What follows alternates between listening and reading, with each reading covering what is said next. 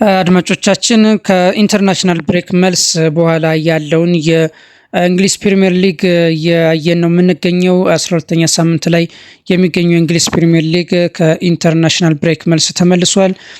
በአንፊልድ ሮድ ሊቨርፑል ከኖቲንጋም ፎረስት ጋር ያደረገውን ጨዋታ አሁን ደግሞ እንመልከተው። በተለይ ሊቨርፑል በሲቲ 3-0 ከተሸነፈ በኋላ በዚህ ጨዋታ ያገግማል ተብሎ ተጠብቆ ነበረ። ነገር ግን በኖቲንጋም ፎረስት ተሸንፏል። ያው ተከታታይ ጨዋታዎችንም ተሸንፏል።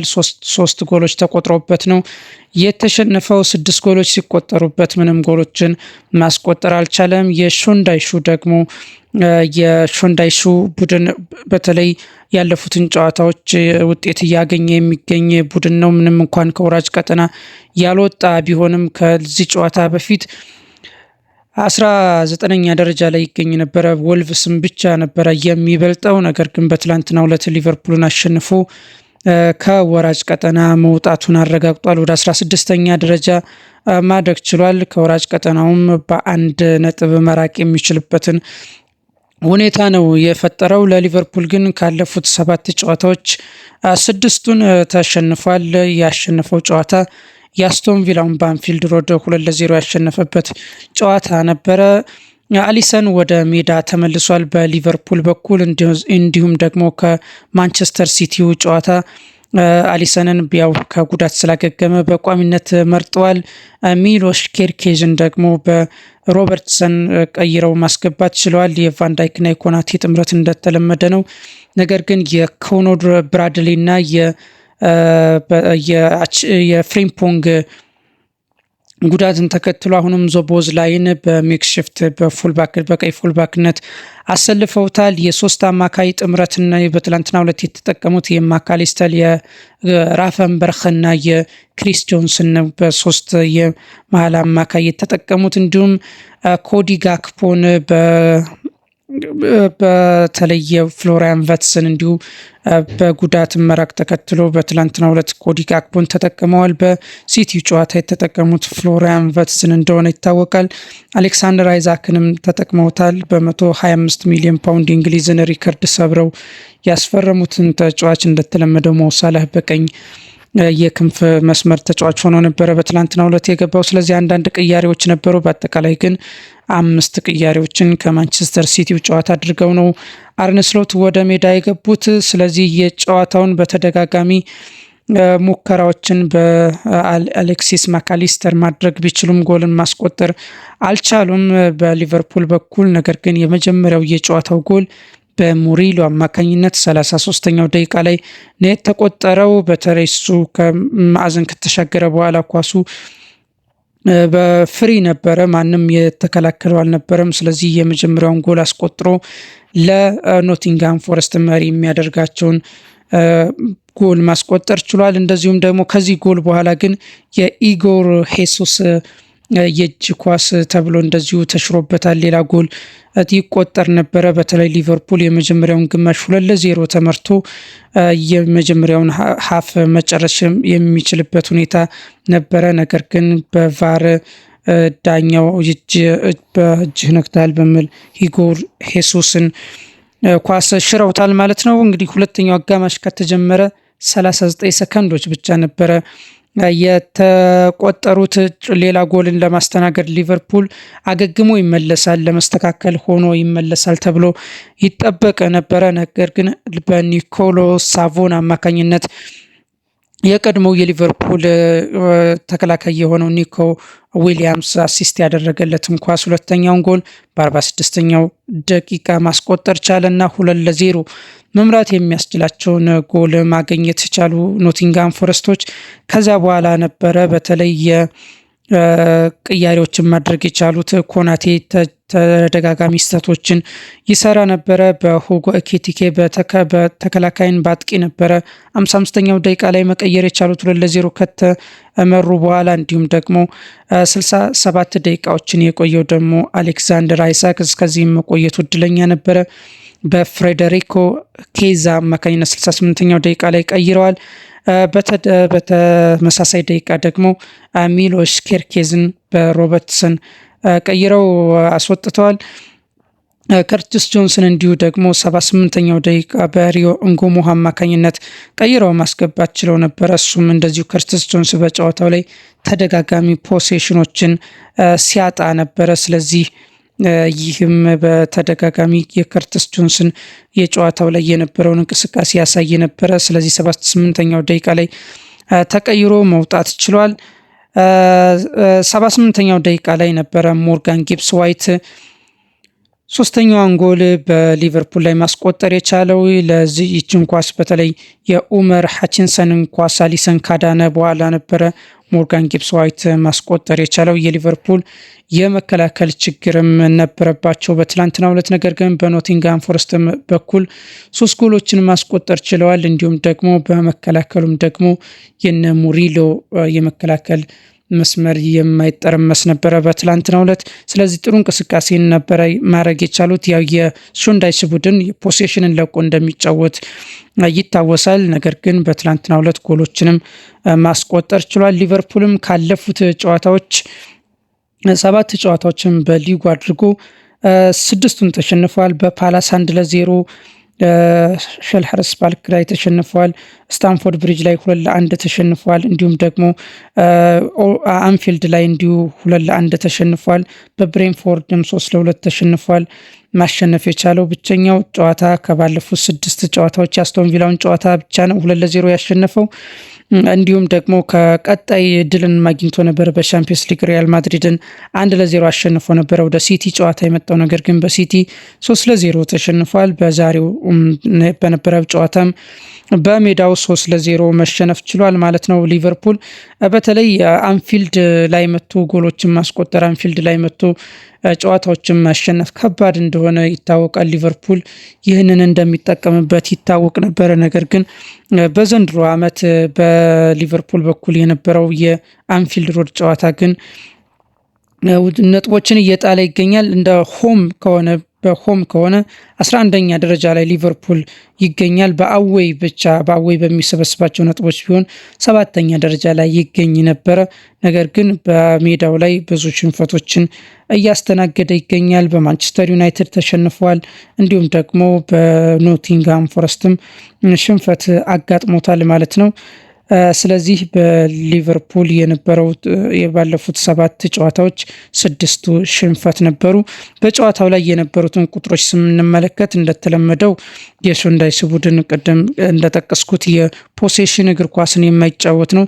75% ሊቨርፑል ኳስን መቆጣጠር ችሏል። ኤክስጂ 1.93 ነበረ። ከኖቲንግሃም ይሻላል። 1.58 ነው በኖቲንግሃም ፎረስት በኩል ኤክስጂ የተመዘገበው። ቢግ ቻንሶችን ነው መፍጠር ያልቻለው ሊቨርፑል።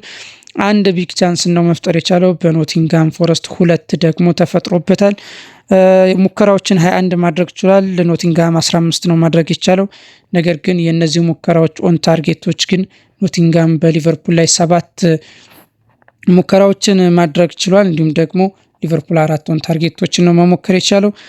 ሴቮችን ብናይ ደግሞ ብዙ ሙከራዎችን የተደረገበት አሊሰን ነው 4 ሴቭ ማድረግ ይችላል። በኖቲንግሃም ፎረስቱ ማትሴልስ በኩል ደግሞ 3 ሙከራዎችን ነው ማዳን የቻለው።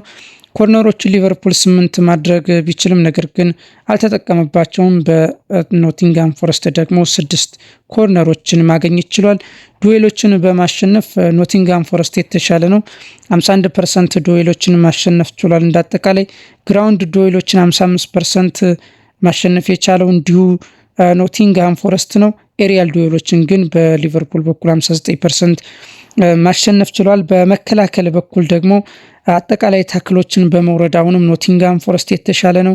27 ታክሎችን ነው መውረድ የቻለው። 15 ደግሞ ሊቨርፑል ታክሎችን መውረድ ችሏል። ኢንተርሴፕሽን በማድረግም እንዲሁ ኖቲንግሃም ፎረስት የተሻለ ነው። 7 ነበረ። ሊቨርፑል ደግሞ 4 ኢንተርሴፕሽኖችን ማድረግ ነው የቻለው። ሪከቨሪዎችን በማድረግ 42-40 ነበረ ሊቨርፑል።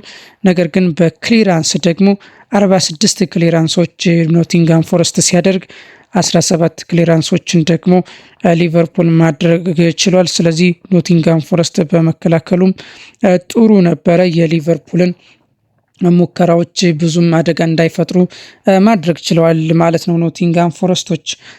በስሎት በኩል ከጨዋታው በኋላ ያው በቡድኑ ጥሩ ውጤትም ቢመጣ እንዲሁም ደግሞ መጥፎ ውጤትም ቢመጣ ያው ተጠያቂው እኔ ነኝ።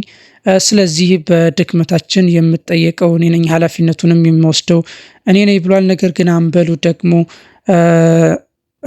ቨርጅል ቫንዳይክ ለዚህ ውጤት በተለይ ባለፉት ጨዋታዎችም ያሁኑም የዛሬውም ጨዋታ ጥሩ አልነበርንም። ስለዚህ እንደ አጠቃላይ ጥሩ ሙድ ላይ አይደለንም እንደ ቡድን።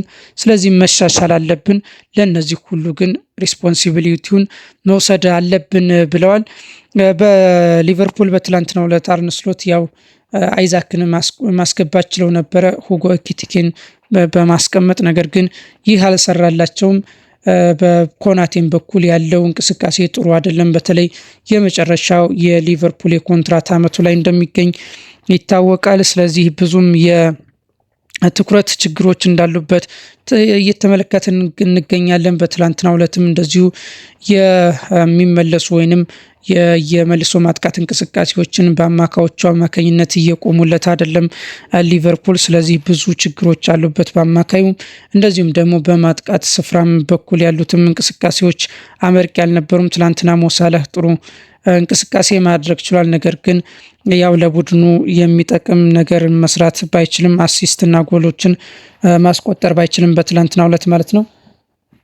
አሌክሳንደር አይዛክም በትላንትናው ዕለት 67 ደቂቃዎችን መቆየቱ እድለኛ ነበረ። በተለይ በጉዳትም በኩል ሊቨርፑል እድለኛ አልነበረም። እንደ ፍሎሪያን ቨርትዝም አይነት ጉዳቶች አሉበት። እንዲሁም ደግሞ አሁን የቀኝ ፉልባክ ተጫዋቾች የሉትም። እየተጠቀመ ያለው ዞቦዝ ላይ ነው። ስለዚህ ዞቦዝ ላይን ደግሞ በተለይ በጥሩ ቦታ በሚመጫወት ባለበት በአማካይ ቦታ እየተጠቀመው አይደለም በሊቨርፑል በኩል። እንዲሁም ደግሞ የሱም ደግሞ እንደ ፉልባክ መሆን የሞሳላህንም እንቅስቃሴ እየገደበውና እየጎዳው የሚገኝ ነው።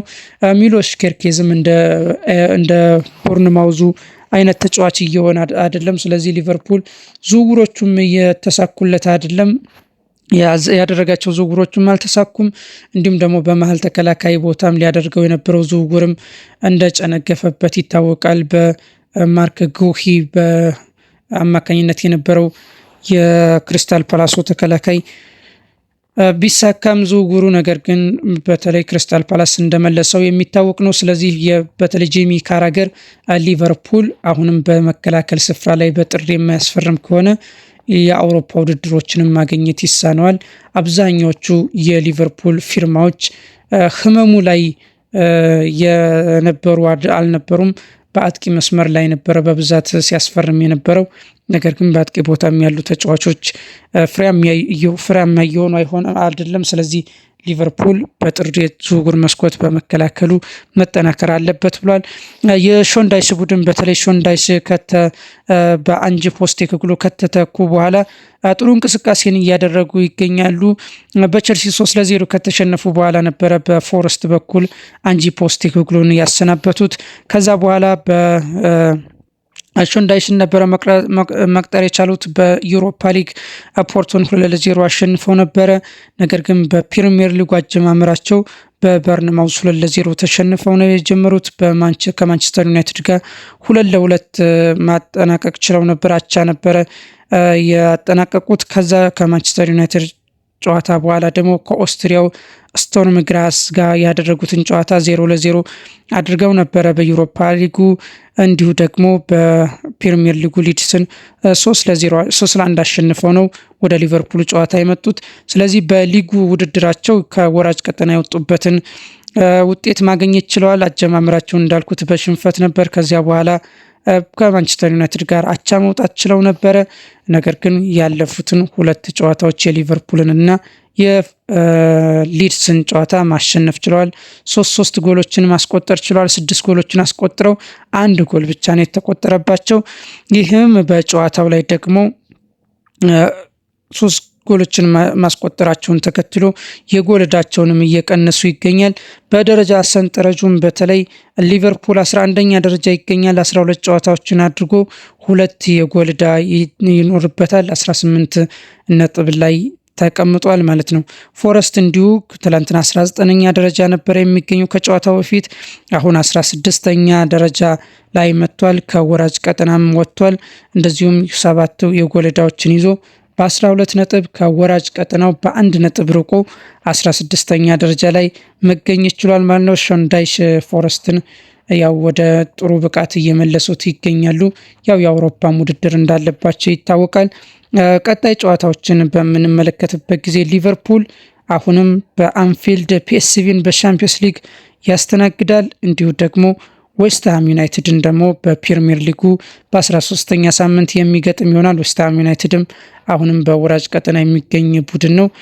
ስለዚህ ሊቨርፑል በቀጣይ የሚገጥማቸው ቡድኖች እነዚህ ናቸው። ፎረስት ግን ማልሞን በሲቲ ግራውንድ ያስተናግዳል። እንዲሁም ደግሞ ብራይተንንም በፕሪሚየር ሊጉ በሲቲ ግራውንድ የሚያስተናግድ ይሆናል ማለት ነው። አድማጮቻችን ጨዋታውን ይህን ይመስል ነበረ። ያው ይህ ፕሮግራም ደግሞ ተደራሽ እንዲሆን ሰብስክራይብ፣ ላይክ ማድረጋችሁን እንዳትረሱ። ጤና ይስጥልኝ።